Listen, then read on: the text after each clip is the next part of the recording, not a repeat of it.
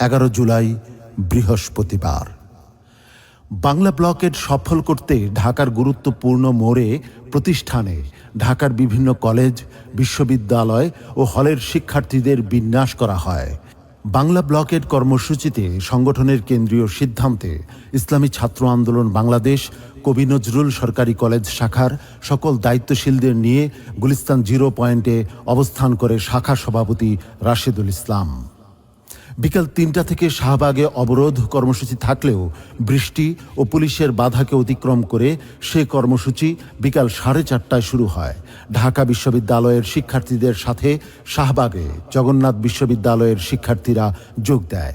বিকাল 5টার দিকে রাজশাহী বিশ্ববিদ্যালয়ের স্টেশন বাজার সংলগ্ন ঢাকা রাজশাহী রেললাইন অবরোধ শুরু করে আন্দোলনকারীরা।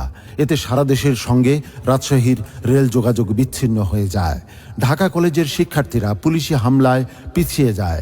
এদিন কুমিল্লা বিশ্ববিদ্যালয়ের শিক্ষার্থীদের উপরও পুলিশ হামলা করে। শিক্ষার্থীদের উপর পুলিশের হামলার প্রতিবাদে 12 জুলাই বিক্ষোভ মিছিল ও সমাবেশের ঘোষণা দেওয়া হয়। এদিন আওয়ামী লীগের সাধারণ সম্পাদক ওবায়দুল কাদের বলেন, কোটা বিরোধী আন্দোলনকারীরা সর্বোচ্চ আদালতের বিরুদ্ধে শক্তি প্রদর্শন করছেন। এটি অনভিপ্রেত এবং সম্পূর্ণ বেআইনি।